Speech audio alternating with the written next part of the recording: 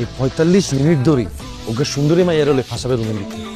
হ্যাঁ, তখন কি করতে পারে রুমের ভিতরে সেটা তুই আন আমার বল।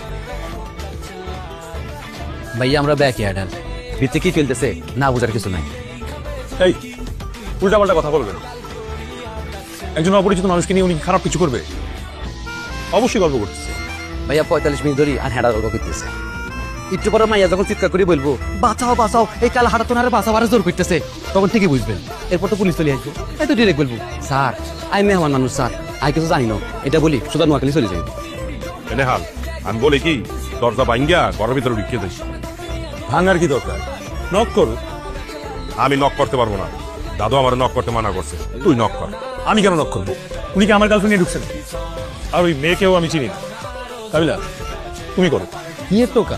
আই কোনো টোকা আমাকে দিতাম হইতাম না। আর যদি মেজাজ খারাপ হয় আই কি দেশের দরজিকা ভাঙ্গি ফাঁসার খাইয়াল আমি কই দিলাম। আর মনে কষ্ট না করে বুঝে বলতে এই মাইকার লোকের সবার প্রথম পরিচয় ছিল আর তুই বলে আর মনে কই দিবি। আর ফাঁসাবের কত বড় সাহস, এই যে আর আগে মাইকার হলে হিকার রুমে ঢুকে গেছে আর আমি কাবিলা কিচ্ছু করতে পারলাম না। আরে আন্দের খানা কাজ হয়েছে কেন ভাইয়া, কিছু মনে করিয়েন না। আই দরজা নক দিই, মানুষের ডিস্টার্ব করতে আর খুব ভালো লাগে। মানুষের হুন্দে আঙ্গুল দেওয়ার মধ্যে কি যে মজা। বন্ধু আমি মাঝে মধ্যে মনে চাই কি জানোসি, এই ফাঁসা বাইরে গেলে যদি কোন দিয়ে লাথি দিয়ে ঘরের বাইর করে দিতে একটাম। যখন স্টুডেন্ট ছিলাম একসাথে থাকতাম তখনই দরকার ছিল। অনেক লেট করে ফেলছে।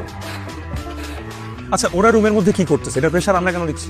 আমরা আমাদের কাজ করি, ওরা রুমের মধ্যে গল্প করুক, যা খুশি করুক, এটা আমাদের দেখার বিষয় না। ভাইয়া শব্দ হয়েছেন? ও আল্লাহ, দাদু কামটা কি হলো? আরে না, হাসতেছে। ভাইয়া চাপি দিচ্ছে, মুখ চাপি দিচ্ছে। হাসতেছে নাকি? বন্ধু কি হাসি শব্দ না, আর কাছে মনে হচ্ছে পাশাপাশি সত্যি চোখে ভেঙে দাঁতি ধরে দেখছে। দশ দিকে কিন্তু আমরা অনেক বানিতে হইব, নাহলে কিন্তু আমরা বেগুনের পরে মামলা খেয়ে যাই।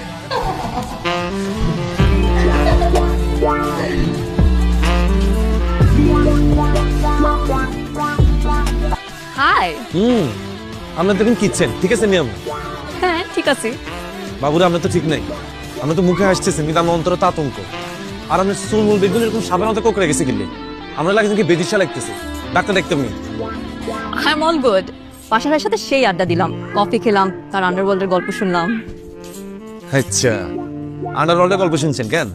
নাবিলা যাওয়ার আগে তো আর বিশ মারিতে গেছে, এটার কথা কিছু বলি জানো? বলে গেছে তো পাশা ভাই অনেক কিউট। কিয়া হেতে নি কিউট? তাহলে আই তো কিউটের ডিব্বা কেন? No way. কিলে ভাইয়া হেতের মতো হাঁটা যদি কিউটি তারে, আই তো কিউটের ডিব্বাই। মাইসেলফ জ্যাক, আই কামিলাবের ক্লোজ কাজিন। একবারে পুরো মিথ্যা কথা, আমি ইগার কথা অন্ধ বিশ্বাস করিয়েন না। খালি আর নাম বেছে, এর তার কাজিন মাজিন কিচ্ছু লাগে না। এটার নাম হচ্ছে জাকির আর আপনার কয় জ্যাক কেন? এক করে দিন দুটি। এত ইসাম নোয়াখালী ছোট ভাই, এক নম্বরের বাটপার, দুস্থ অসহায়, ঘরে হাতিলে ভাত নেই। আমাকে বাসায় এসছে কয়দিন এলাই বেড়াইতে, অন মাসের পর মাস হয়ে গেছে বাসা তুমি যাইতেছে না। টেনশন করিয়ে না, যে কোনো দিন এত হুন্দে রাত্রি দেয় তারা বাইর করে দিন। ভাইয়া মজা করতেছে, চিটিং। আপনি কে লগে পরিচিতি কোনো লাভই নেই, আপনি পরিচিতি মানে এত লগে না। এত হচ্ছে আর বন্ধু নেহাল আমেরিকার তো আসছে, ইগে হচ্ছে অরিজিনাল কিউ। এই কাম অন।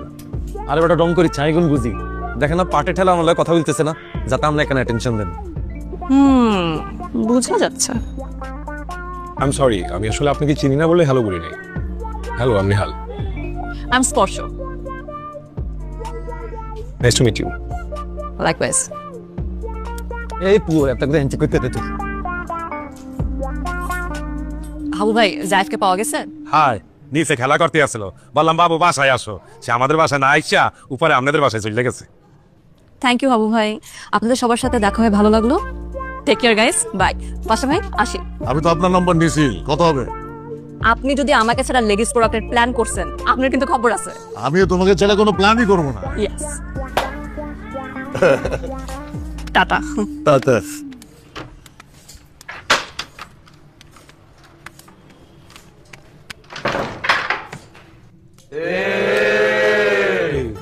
এ দাদু, আপনি এরকম একটা ছোট মাইয়ারে নিয়ে যে ঘরে ঢুকলেন, মাইয়ারা যদি ডরে ঠিক করে দিত। ওই বাটা ওকে বলা পাইছে চিকুর দিব। এ ভাইয়া আপনি আরে বলেন, আপনি ৪৫ মিনিট ধরে স্পর্শের সাথে রুমের মধ্যে কি করছেন? হেতে যে মাঝখানে ও করলো কিল্লাই হাসছে বেটা। আমি কি কত বলছেন নি? আর আমি ওরা কফি খাওয়াইছি, ওর সাথে আন্ডারওয়ার্ল্ডের গল্প করছি। আচ্ছা ভাই, আমার মনে হয় আপনার ওনার সাথে একটু ডিস্টেন্স মেনটেন করা উচিত। যদিও আমি ওনাকে চিনি না, তবে ফার্স্ট ইমপ্রেশনে মনে হলো you are below her standard don't make it complicated. ইরে তুই এত ইংলিশে কোন কি করছ এত কোন বুঝবো নি এতটা ডাইরেক্ট কেনা বলবি আমরা আস্তার একটা খ্যাত আমরা যে মাই গেলের ভিতরে ঢুকছেন এই মায়ের লোকে আমরা যাইনি তুই চিন্তা করিস না বন্ধু আয়ার মনে কষ্টটা কারো বুঝাতেই হেঁটতেছি না এতার আগে আর লোকে মাইকার পরিচয় ছিল আর এতে হার আগে মাইকারের রুমে চলে গেছে 45 মিনিট ধরে আসছিল বন্ধু আবার আমরা এই দেন আরে দাঁড়ান নাই মাইকারে এমন ব্রেন ওয়াশ করুন নেক্সট দিন আমার লোকে দেওয়া হইব না হয় আমরা মামা ডাকবো নাহলে খালু ডাকবো নাহলে কাকা ডাকবো আমি চাইয়েন এই কই দিলাম। তখন কি ভর্তি হিংসা বেটা হিংসা দিয়া পাশারে থামাইতে পারবি আপনি নিশ্চয়ই কথাটা আমাকে বলেননি। তরেও কইছি অগলগে থাকতে থাকতে তোর কিন্তু হিংসা জমে গেছে মি হ্যাঁ তুই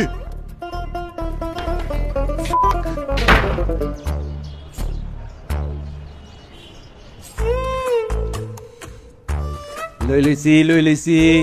ও আল্লাহ, তোর ফোন হারাইতে না হারাইতে নতুন আর একটা ফোন কিনে ফেলছো। হ ভাইয়া কিরমো আর কি টিয়া পয়সার অভাব আসেনি, কমে পাই গেছি লই লইছি। তো তোর এত টাকা পয়সা তুই এখানে থাকো কা? কাবিলা ভাইয়ের বড় ভাই, আমি একটা শাসনের মধ্যে থাকতাম চাই। আজ যদি একা থাকি তাই তো নষ্ট হয়ে যাইব, আর আন্নাগুলোকে থাকতে আর ভালো লাগে ভাইয়া। তো তুই আল্লাহ আল্লাহ ফোন কিনছো, আমার একটা ফোন কিনে দিত। তখন না কেন আর ভাই আবার এত টিয়া নাই যে আনার মতো ব্যাটারে একটা ফোন কিট করবো। মাইয়া হইলো তো দেতা। অবশ্যই আগে নিতাম পরে দিতাম। ওই আবু আমি তো একটা স্বপ্ন দেখছি রে, কি স্বপ্ন দাদু? স্পর্শ রে। এ ভাইয়া কি সব দেখছেন? হেতি আনরে লাফাই লাফাই চুলের মুঠি ধরি চটকিতেছে কেন? বেটা চটকাইব কেন? আমি স্বপ্ন দেখছি স্পর্শ আর আমার বিয়া হইতেছে, আমরা সবাই মিল্লা বরযাত্রায় যাইতেছি। আমি ঘোড়ার উপরে বহা, তোরা মাল খেয়ে সামনে নাচতেছস, আবু সাইডে বমি করতেছে, তুই আর কাবিলা আতশবাজি ফুটাইতেছ। জি ভাইয়া, আতশবাজি ফুটাইতে ফুটাইতে একটা আতশ গিয়ে পড়ছে ঘোড়ার হন্দের মধ্যে, চমুকতি ফাটি গেছে, ঘোড়া হাগু লেগে গেছে, আনে ঘোড়া তুন পড়ে গেছেন, আর ঘোড়ার একটা ঠ্যাঙ্কি পড়ছে আনের দাঁড়ার মধ্যে, আনের দানার গুলি শেষ, আনের বিয়া ভাঙি গেছে। তুই একটু বেশি বুঝস, আগে জানলে তোর এই স্বপ্ন দেখা ফলাই দিত। আবু তুই আমার এই স্বপ্নটারে সত্যি করার ব্যবস্থা কর। দাদু, আমি আপনার এই আজগবি স্বপ্ন কিভাবে সত্যি করব? তো একভাবে সম্ভব। স্পর্শে যদি অন্য কারোর সাথে বিয়ে হয় আর সে যদি আমাদের সবাই দাওয়াত দেয়, আমরা সবাই যাবো দাওয়াত খাইতে। আপনি তার বিয়ে করতে না পারলেও তার বিয়ে দাওয়াত তো খাইতে পারবেন। হ্যাঁ আমি ওরা বিয়ে করতে পারুম না কেন? তুই নেহাল কাবিলা তোরা ওর কাছে আমার বিয়ের প্রস্তাব লয়ে যাবি। আমরা দিয়ে কি বলবো? ভাইয়া কি বলবেন এই শিখাইতে দিছি, বলবেন আঙ্গ পিতৃ তুলো বড় ভাই হাসা ভাই জাইঙ্গা কোম্পানির মালিক, যারা এক ট্যাঙ্ক চলে গেছে কবরের মধ্যে, এক ট্যাঙ্ক কলা সিলকায়, হাতে আন্নগো বাচ্চা মেয়েটার বিয়ে করতে চায়। আপনারা কি রাজি নাকি পুলিশ আনি ধরাই দিবে? বেটা আমি কি আকাশ কুসুম স্বপ্ন দেখছি যে সত্যি হইব না? ঠিক আছে আমার স্বপ্ন আমি সত্য করতেছি, তোরা খালি বেরো দিস না, তখন দাও দিব তোরা এসে খাই যাস। এ ভাইয়া আজ আনার লগে বাজি লাগলাম, আনে স্পর্শের বিয়া তো দূরের কথা, যদি গায়ে হলুদের স্টেজে বসতে পারেন আনের বিয়ার ব্যাক খরচ আর এই জাম্বুরের সাক্ষী রেখে বিয়ে গেলাম। ঠিক আছে যা। দাদু, আমিও বাজি লাগলাম। আপনি স্পর্শরে বিয়ে করা তো দূরের কথা, তার যদি একটা স্পর্শও করতে পারেন তাহলে আপনার বিয়েতে আমি কাপ্পিরি সেট উপহার দেব। বাহ আমার দামে কি বলছেন? কাপ পেরিস তোর পিছন দিয়া বইরা রাখ, তোর বাজি আমি অ্যাকসেপ্ট করলাম, টাকা জমাইতে থাক। এ ভাইয়া ধরেন টিয়ার রেডি আছে, আর যদি আপনি বাজিতে হারি যান তখন কি নেবেন? কি চাস তুই? আনের দরজা যেটা লিখে রাখছেন। এ ভাইয়া না করিয়েন না প্লিজ, না করিয়েন না।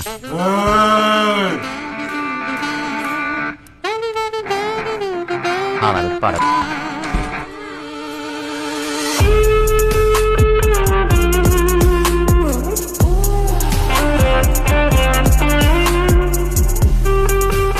আসলে কেন? সরি স্যার, সিনেমা দেখছিলাম ভিলেনরা ওয়াশরুমে বসে ওয়াইন খায়, ফ্রুটস খায়, এই প্রথম দেখলাম আপনারা বাথরুমে খাইতে, কি যে পিকুলিয়ার লাগতেছে স্যার। লাভ দিয়ে ছাদ থেকে খালাইলো। Sorry sir. স্যার ওয়াশরুমে খেলে কেমন লাগে স্যার? এখান থেকে একটা আঙ্গুর খাও, কেমন লাগে? একটা খায় বুঝি নাই স্যার, আর দুইটা খেলে বুঝতে পারতাম। হ্যাঁ কেমন লাগে? মজা লাগে স্যার, একটা আলগা বড় লোকি ভাব আসতেছে স্যার। তুমি জানো আমি তোমাকে খুব পছন্দ করি। জি স্যার জানি। মানুষ তার বিশ্বস্ত মানুষকে বেডরুমে জায়গা দেয়, আমি তোমাকে এতটাই বিশ্বাস করি তোমাকে আমার বাথরুমে জায়গা দিলাম। ধন্যবাদ স্যার, বাথরুমে জায়গা না দিলেও সমস্যা ছিল না স্যার। আমি তোমাকে এখানে ডাকছি একটা গোপন কথা বলার জন্য। জি স্যার বলেন। কথাটা বাথরুম থেকে বেডরুম পর্যন্ত যেন লাগে। Okay sir. জেল থেকে বের হওয়ার পর থেকে আমি ফিল করতেছি আমার একটা ফিজিক্যাল প্রবলেম হচ্ছে, স্যার ফিজিক্যাল কি প্রবলেম? যৌন সমস্যা।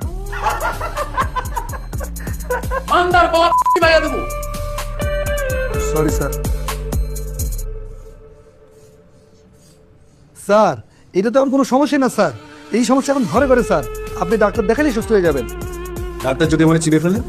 চিনবে না স্যার, এটা আপনি আমার উপরে ছেড়ে দেন, আপনার কোথাও যাইতে হবে না, ডাক্তারকে এখানে নিয়ে আসবো স্যার। Thank you. এই জন্য তো তোমাকে এত পছন্দ করি। আমার এই সমস্যার কথা এই ওয়াশরুমের বাইরে যেন না যায়। স্যার আমি মানু দালাল আপনাকে কথা দিচ্ছি, আপনার এই যৌন সমস্যার কথা পৃথিবীর কেউ কোনোদিন জানবে না। স্যার আমি একটু বাইর নেই। Sorry sir.